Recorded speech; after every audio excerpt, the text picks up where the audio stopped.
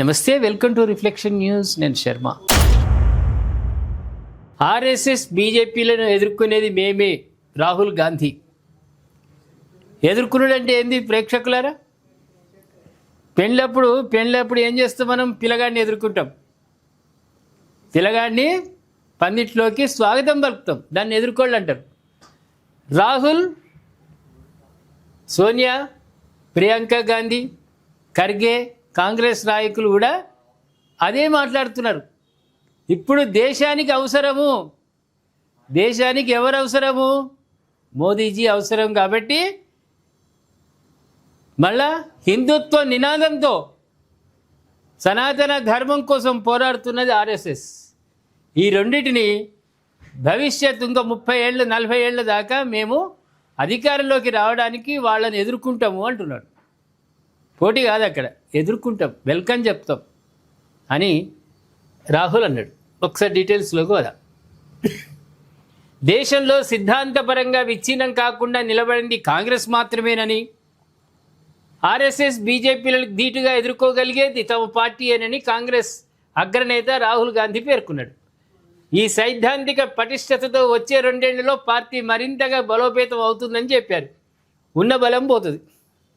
నీ వల్ల, నీకున్నటువంటి జ్ఞానం వల్ల, నువ్వు మాట్లాడే తీరు వల్ల ఉన్న కాస్త జీరో అవుతుంది.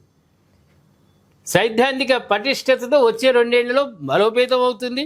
టీఎంసీలో రాజకీయ సంక్షోభం, ఎంపీలు ఎమ్మెల్యేల్లో చాలామంది వేరుకుంపటి పెట్టుకోవడం నేపథ్యంలో రాహుల్ ఈ వ్యాఖ్యలు చేయడం గమనార్హం. గురువారం ఢిల్లీలోని ఇందిరాభవన్లో కాంగ్రెస్ ప్రధాన కార్యదర్శులు, రాష్ట్ర ఇన్ఛార్జీలు, సీనియర్ నేతలతో జరిగిన సమావేశంలో రాహుల్ మాట్లాడారు.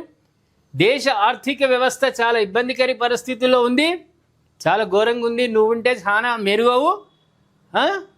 ప్రతి వ్యక్తికి నువ్వు 10 లక్షలు పంపిద్దు, అకౌంట్లో లేదు. ఏమైనా ఉండాలి అర్థం పర్థం. దానికి అంతర్జాతీయ పరిణామాల కంటే కేంద్ర ప్రభుత్వ విధానాలే ముఖ్య కారణమని ఆరోపించారు. ఈ అంశంపై ప్రధాని స్పందించేలా లోక్సభలో ఒత్తిడి తీసుకురావాలన్నారు. ఎవరు తీసుకొస్తారు? ఆయన స్పందిస్తున్నాడు. ఇంకా నీ స్పందనలే తక్కువని. ఆయన ఎప్పటికప్పుడు మీడియాలో ఏదో విధంగా స్పందిస్తూనే ఉన్నాడు. ప్రతి విషయం కూడా ఒక తండ్రిగా చెప్తూనే ఉన్నాడు. ప్రజల్లో అలర్ట్ చేస్తున్నాడు. మనకి ఇబ్బంది రాబోతుంది.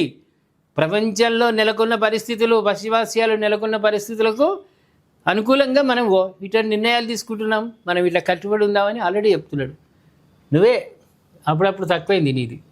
అందుకే అన్ని పార్టీల నుంచి ఎంపీలను చీల్చే ప్రయత్నం చేస్తుంది. లోక్సభలో డిలిమిటేషన్ బిల్లు వీగిపోవడంతో బీజేపీ అహం దెబ్బతిన్నది. అందుకే అన్ని పార్టీల నుంచి ఎంపీలు చీల్చే ప్రయత్నం చేస్తున్నది. టీఎంసీ వాళ్ళని మాత్రం బీజేపీ తీసుకోదు. వాళ్ళు చేసిన దుర్మార్గం, అరాచకం అవన్నీ మాఫీ కావాలని బీజేపీలో ఏరుతామంటే బీజేపీ తీసుకుంటారా? పాపాత్ములను తీసుకో. నువ్వు చేసే పాపాలు పూర్తిగా పెట్టుకొని నిండా నువ్వు పాపాలు చేసినవి పుష్కరాల్లో స్నానం చేసి వస్తే ఆ పాపాలు పోతాయంటే నమ్ముతారా? ఎవ్వరు నమ్మరు. అందుకే అది ఎప్పుడైనా పాపాల పుట్ట టీఎంసీ. వాళ్ళని మాత్రం బీజేపీ తీసుకోదు. చీల్చాల్సిన అవసరం బీజేపీకి లేదు. మోదీ పాలనపై జాతీయ స్థాయిలో ఉద్యమం చేపట్టాలని కాంగ్రెస్ నిర్ణయించింది. జాతీయ కాదు, అంతర్జాతీయ పరంగా చేయండి. అంతర్జాతీయ పరంగా చేసినా మిమ్మల్ని తిడతారు ప్రపంచం, కానీ మోదీని తిట్టారు. 2-3 నెలల పాటు ఈ పోరాటం కొనసాగించాలని పార్టీ నేతలకు సూచించింది. జాతీయ, రాష్ట్ర, జిల్లా, బ్లాక్ స్థాయి వరకు ఆందోళనలు, నిరసనలు చేపట్టాలని నిర్ణయించింది. కాంగ్రెస్ పాలిత రాష్ట్రాల్లో కూడా వాళ్ళ పరిపాలన గొప్పనైన పరిపాలనకు ఇక్కడ ప్రజలు కూడా అనుకుంటున్నారు. ప్రజలు స్వచ్ఛందంగా అనుకుంటున్నారు. నిరసనలు చేపట్టాలి, ధర్నాలు చేయాలి, రాస్తారోకలు చేయాలని కాంగ్రెస్ పాలిత రాష్ట్రాల ప్రజలు కూడా అనుకుంటున్నారు. వాళ్ళకు కూడా మీరు మద్దతు ఇవ్వండి, చేయమనండి. దాంట్లో ఏం తప్పలేదు. అదేవిధంగా కాంగ్రెస్లో మమతా బెనర్జీ పార్టీ తృణమూల్ కాంగ్రెస్ విలీనం అవుతుందన్న వార్తల్లో వాస్తవం లేదని ఆయన చెప్పిండు. ఇంకా మీరు ఒకవేళ మమతా బెనర్జీని తీసుకుంటే మాత్రం మీ అంత పాపాత్ములు ఇంకోళ్ళు ఉండరు. ఆయన మీ ఉన్న సీట్లు కూడా, ఎంపీ సీట్లు కూడా పోతాయి, డకౌట్. అట్లయితే ఆమె పాపాత్మురాలు, పాపాల పుట్ట ఆమెతో ఉన్నటువంటి ఎంపీలు, ఎమ్మెల్యేలు. మళ్ళీ ఆమె నువ్వు తీసుకున్నావు అనుకో, కాంగ్రెస్ పని కూడా గోవింద, బంగాళాఖాతంలో కలపాలి. ఏమంటారు ప్రేక్షకులారా? వచ్చిన ఊహాగానాన్ని ఖండించడం కానీ లోపల జరుగుతున్నది మాత్రం అదే ముచ్చట జరుగుతుంది. మరి ఎదుర్కొంటే బీజేపీని, ఆర్ఎస్ఎస్ బీజేపీలను ఎదుర్కొనే ధీమా గట్టిదనం కాంగ్రెస్కు ఉంది అంటున్నాడు.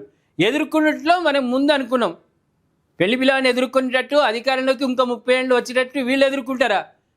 లేకుంటే ఢీకొనడానికి సిద్ధంగా ఉందా రాహుల్తో ఉన్నటువంటి కాంగ్రెస్? కామెంట్ రూపంలో తెలియజేయండి. సబ్స్క్రైబ్ చేసుకోండి, షేర్ చేయండి.